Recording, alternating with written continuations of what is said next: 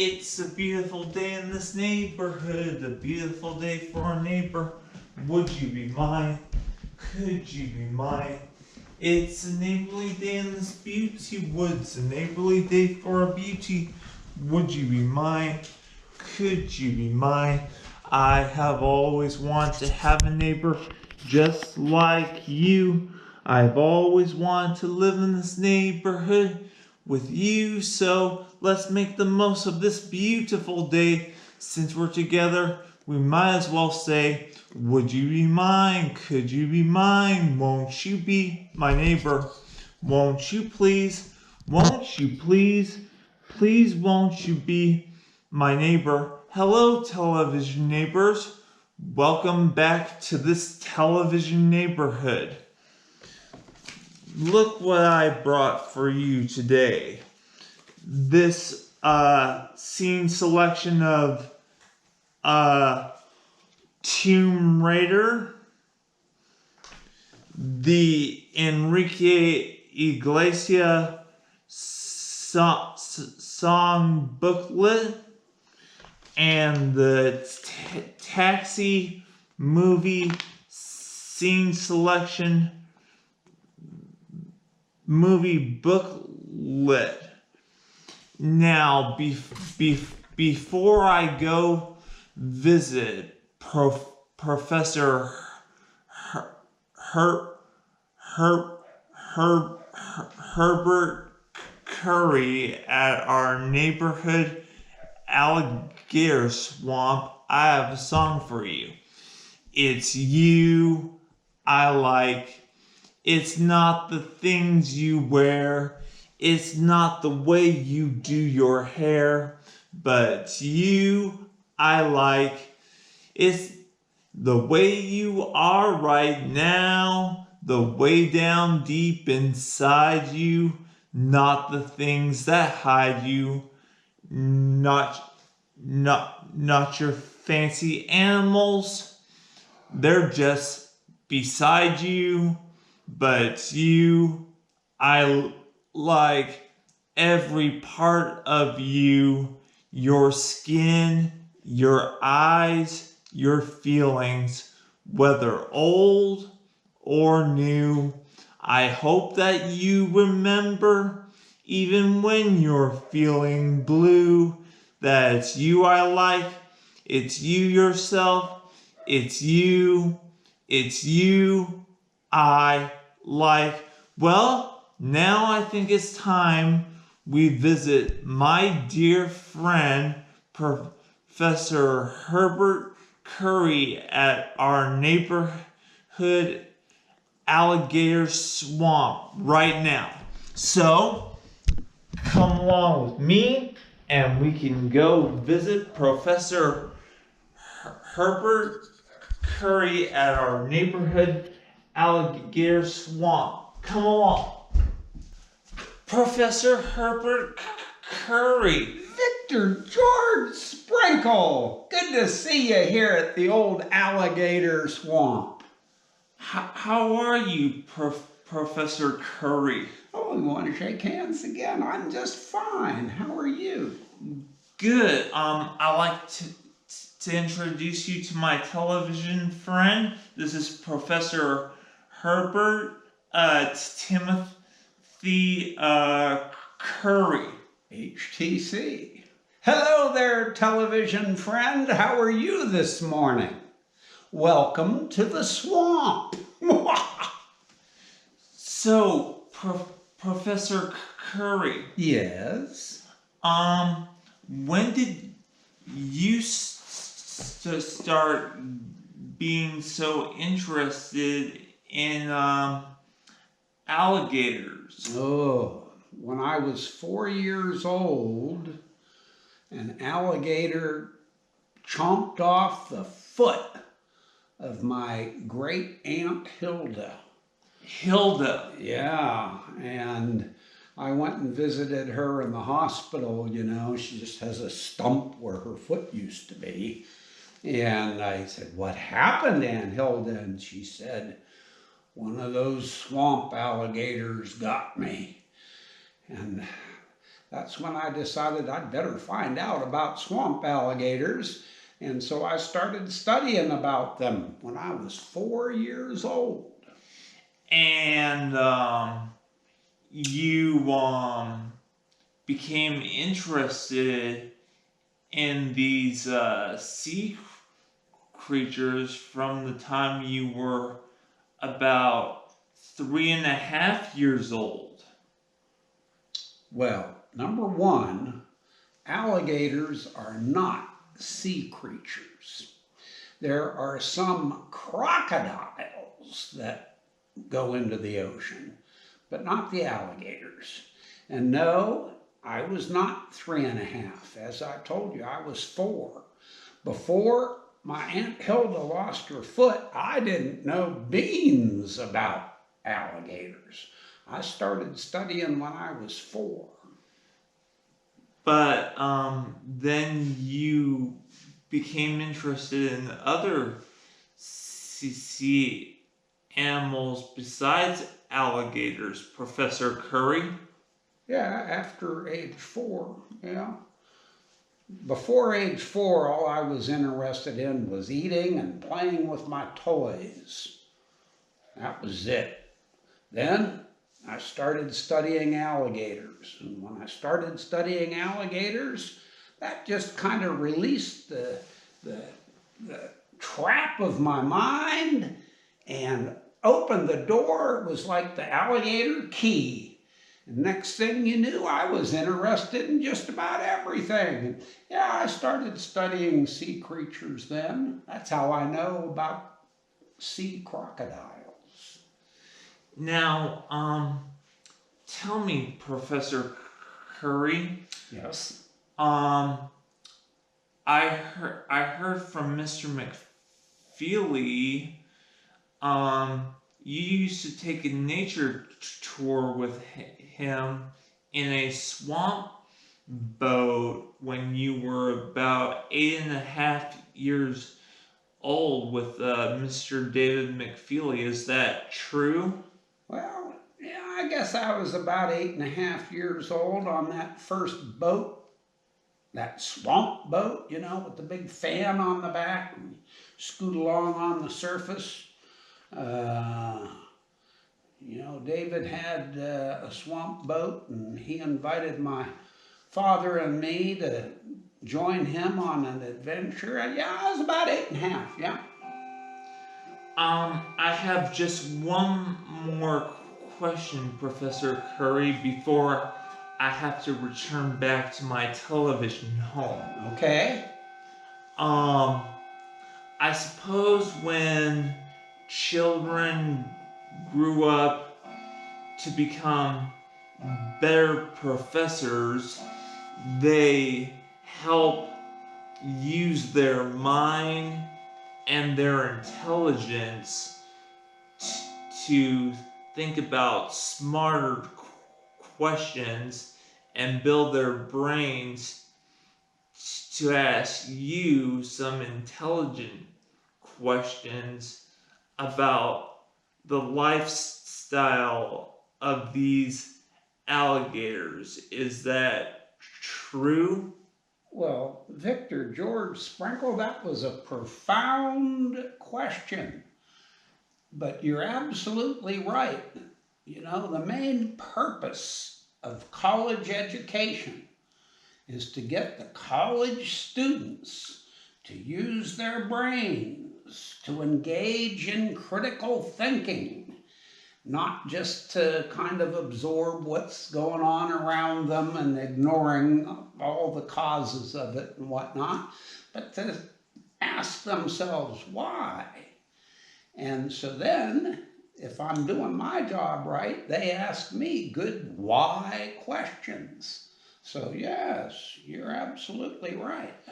Well, Professor Herbert Curry, I had a tremendous visit, and I learned a lot about about you and your grown-up lifestyle and how you got interested in young uh, children, and I'm very grateful about you and all your wisdom. Well, thank you. That's a very high compliment.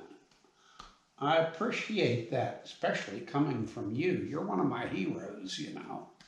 Yes, but I must return back to my place. Okay, well, come again when you can stay longer, and maybe I'll show you some of my pet alligators. I would love that, Professor Curry. All right, Victor. Back to the neighborhood. Yes, sir. Bye-bye. All right, well, let's go back to my place. Isn't Professor Curry the most ingenious man of all? I love visiting that kind of man. But now let's get the trolley and we'll have some make believe right now. All right.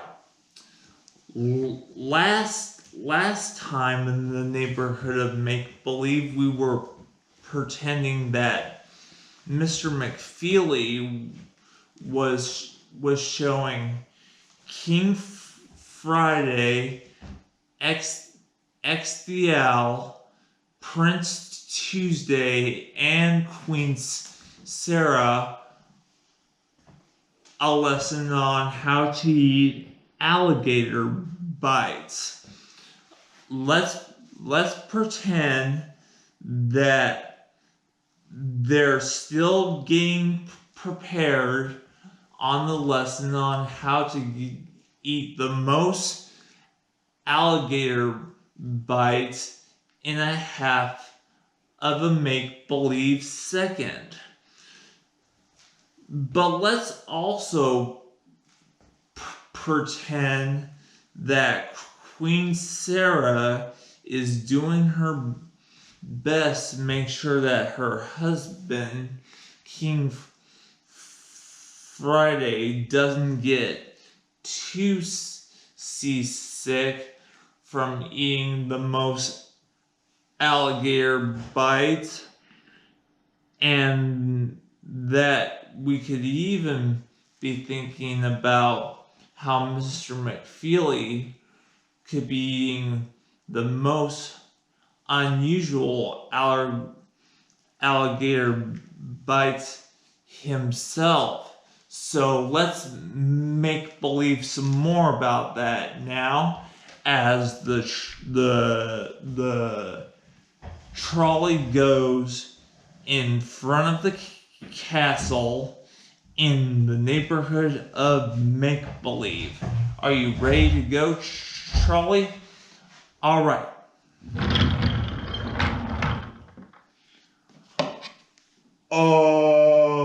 Mr. McFeely, world champion of eating make-believe alligator bites, I presume? Yes, Your Highness, it is I, David McFeely, sometimes known as the Alligator Nugget Eater. I understand that you have been the world champion of make-believe alligator biting champion for a half a make-believe second, I presume? Well, there's no need to presume, Your Highness. You are absolutely right, as usual. I am. Why, hello, dear, it's Queen Sarah. Oh, hello, Your Royal Highness. It is always a pleasure to see you. Your radiant beauty it just brightens my day. I understand that you have helped my husband chew down on the alligator legs. Well, Yes, it's kind of like eating a chicken leg, only it's an alligator leg, and they're bigger and a little juicier, and there's more meat on them. So you can bite down on an alligator leg and not hit any bone, unless you get real close to the bone. But yeah, I've been teaching His Royal Highness how to do that without breaking a tooth. Now, dear, tell me something. What are you going to teach Prince Tuesday how to eat some more alligator bites in the future shows in the neighborhood of make believe? Well, for the children, we take the alligator leg meat off the bone and cut it up into little cubes, just like chicken nuggets, and then we bread them and fry them, and the next thing you know, there you have your alligator nuggets, also known as alligator bites, and the kids can eat them with reckless abandon and not worry about breaking a tooth. I think you've done a nifty-galifty job of eating alligator bites, Mr. McFeely. Well, thank you, X. That's a high compliment coming from you. You always taught me and Prince Tuesday how to eat the world's most famous alligator bites in 20 seconds. Yeah, I did. And boy, you boys could pack them away, that's for sure. Well, we gotta go, Charlie, but we'll pretend about that next time. Okay. Bye, Charlie. Bye, X. Oh.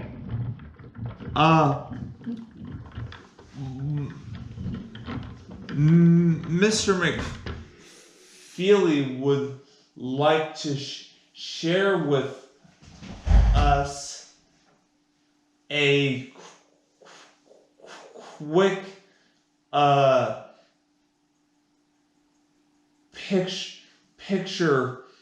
picture on how to make alligator boots. Oh, yeah, alligator boots. Well, with alligators, no part of the alligator goes to waste. So we make alligator bites, sometimes known as alligator nuggets. But in order to get at those bites, nuggets, we have to skin the alligator. And when you skin the alligator, you got to do it very carefully to try to keep everything in one piece. And then you can make boots, you can make purses, you can make wallets, all sorts of things out of alligator skin. And not only does it look good, but it feels good. Thank you for showing us that quick film on the picture, Mr. McFeely. It was my pleasure, Victor. Bye-bye.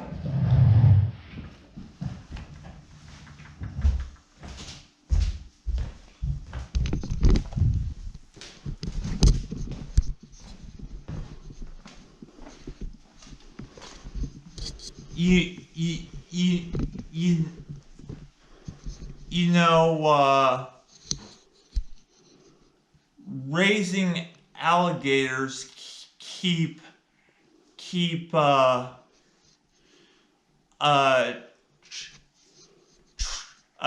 treasuring up within our very own protection. The more we have to protect our animals, the more we have to uh,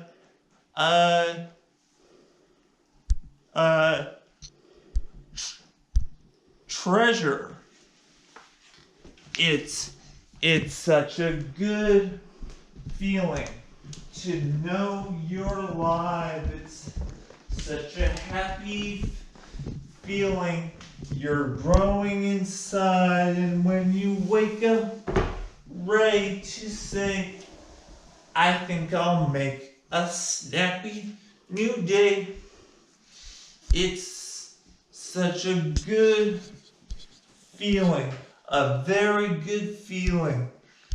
The feeling you know that I'll be back when the week is new, and I'll have more ideas for you, and you'll have things you want to talk about. I will too. You will always make each day and each week a special one for me. You know how, by just your being yourself. There's only one person like you in every way, and that's you. And I always love you exactly as you are. And I'll be back next time. Bye.